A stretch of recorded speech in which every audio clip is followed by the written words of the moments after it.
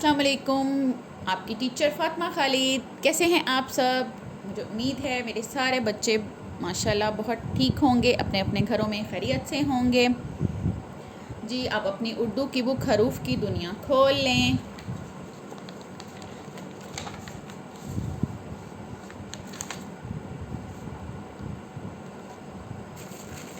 आज हम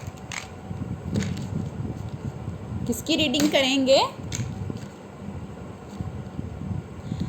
जे की। आज हम जे की रीडिंग करेंगे। जी, अगर रे लिख के उसके ऊपर हम एक डॉट लगा दें तो क्या बन जाता है? जे। जे की आवाज़ है ज।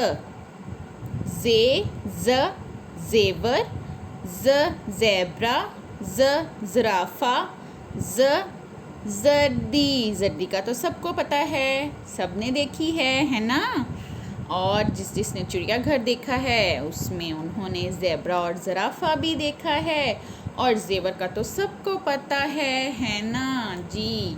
ज ज़ेवर, ज ज़ेब्रा, ज ज़राफ़ा, ज जर्दी। ज ज़ेवर, ज ज़ेब्रा, ज ज़राफ़ा, ज जर्दी।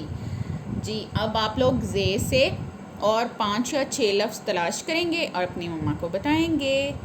Thank you so much. अल्लाह हाफिज़।